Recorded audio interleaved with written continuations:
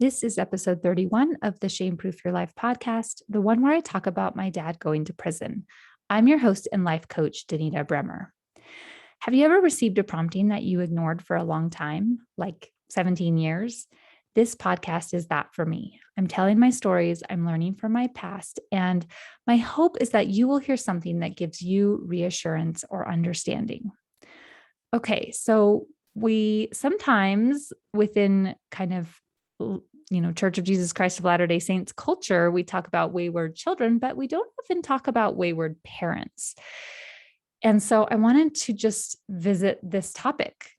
I have a dad who is still alive, as far as I know. I don't have a ton of contact with him the last several years. But after my mom died when I was 20 years old, so over 20 years ago, he kind of spiraled into a depression and made some decisions that ultimately led to him serving for 4 years in prison. Now, I'm going to tell you the version of the story that I know. I don't have all the details, but this is what I know according to what was told to me. And I did do a little bit of research at the time of looking up paper articles and things like that. And of course, I talked to my dad. This was actually the only time in my life that my dad has ever freely communicated with me. We wrote letters back and forth to each other while he was in prison. Outside of that, he's never called me or reached out in any way on his own. I've always been the one to reach out. And so in a way, it was kind of a special blessing because I got to write these letters to my dad and get letters in return. And I got to sort of see a side of him that I never really saw before. And I got to see that he has like dyslexia or some kind of language processing disorder, because when you read his letters, they're super hard to read. There are capitals and lower cases mixed in all over the place and no punctuation whatsoever. His spelling isn't too terrible, but it's pretty bad.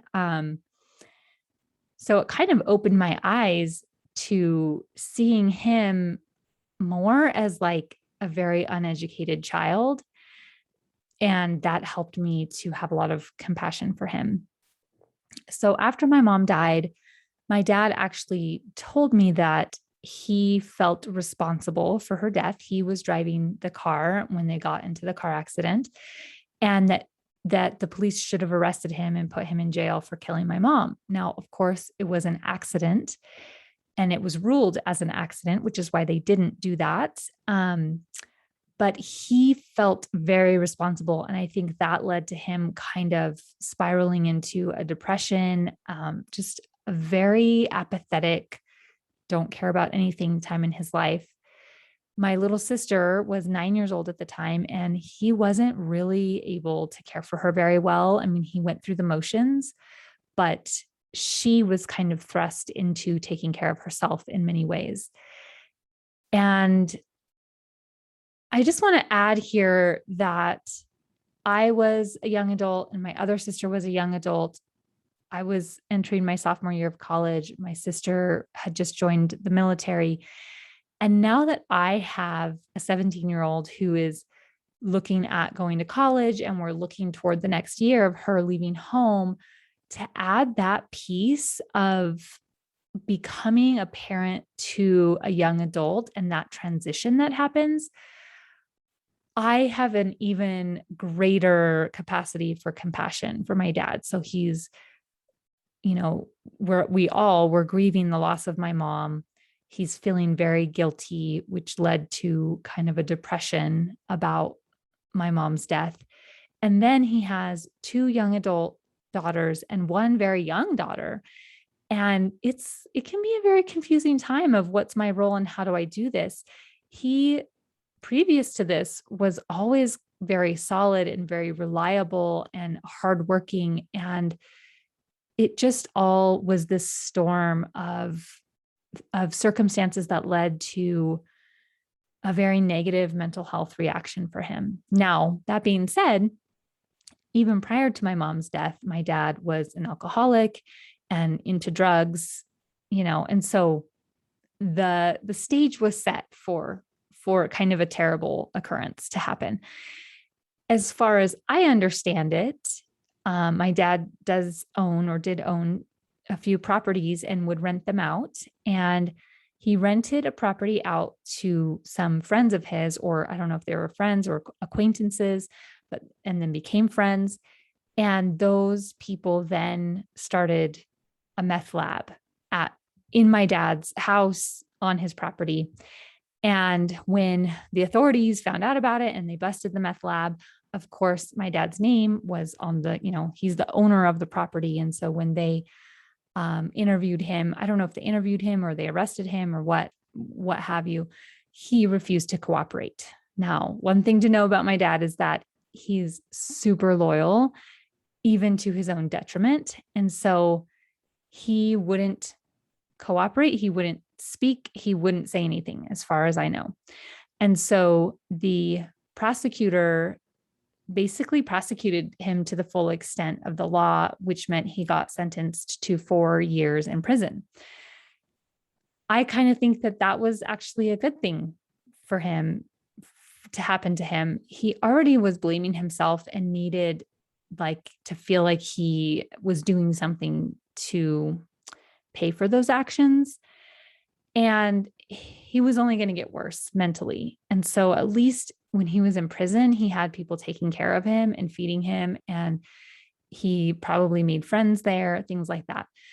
So I don't see it as something that was very terrible. Now, my little sister, who was 9-10 years old at the time, I think she was a little bit older than that when he went to prison.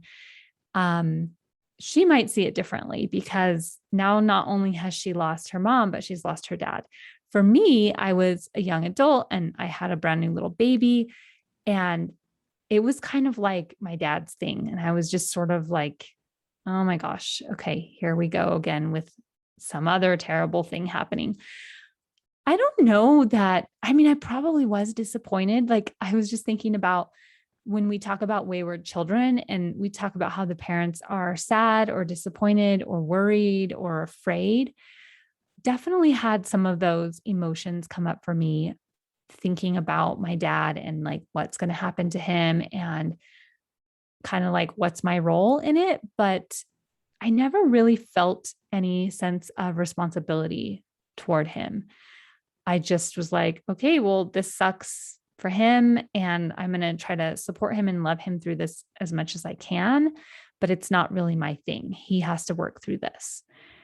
And as far as stigma, because as I was reflecting on this, I know that generally speaking, there is a certain amount of stigma when someone finds out that a member of your family has gone to prison or is in jail or something like that. And I don't know if it was just the way I grew up and it wasn't outside of the realm of possibility, that I never really felt the stigma around it. And it's not something I shy away from talking about, but it's not something that easily comes up in conversation either.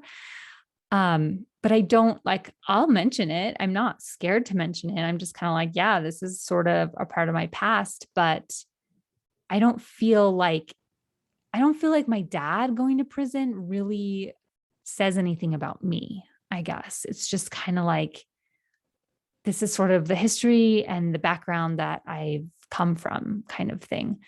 So I don't know. I recently was speaking with a colleague of mine, and she said that she was very inspired by my willingness to talk about subject matters that most members of the Church of Jesus Christ of Latter-day Saints shy away from. I was on a podcast, somebody else's podcast, talking about abortion. And, then this topic of my dad being in prison and things like drug and alcohol and addiction and trauma and those kinds of things, I feel like they're just so much a part of my background and my history that I can't not talk about them. But also I feel like they're so much a part of who my parents are and not necessarily who I am. I have found a lot of solace in separating out who my parents are from who I am. Doesn't mean like I still love my parents so much and I like see their humanity and I have so much compassion for people who maybe are in similar situation as them. But I've never looked at myself or my future as limited because of who my parents were. And I don't know if that's because they told me that I would be so much more than they were able to do, or if it just was embedded in me somehow. So I don't know. On the one hand, who my parents are and the decisions they made and the life they live really affected me. But on the other hand, it really doesn't mean anything about me. So that's a short and sweet episode about a topic that most of us probably would shy away from and that many of us might have shame around. I actually don't have much shame around this because I just give it all over to my dad. Like he went to prison. I didn't have anything to do with that. It was his thing. It's his story. Of course, I'm sad about it and maybe even a little disappointed. But again, that's just part of life that people we are in relationship with don't always make decisions that we would make for them. Right. And it doesn't have to mean anything about us or about our future or about what we are capable of. Okay. That's enough for now. And so are you. I'm interested in learning about the intersection between shame and faith. Would you go to the link in the show notes and fill out my survey? I would also love it if you gave the podcast a rating or review. Thanks. Now, go be you and follow the spirit.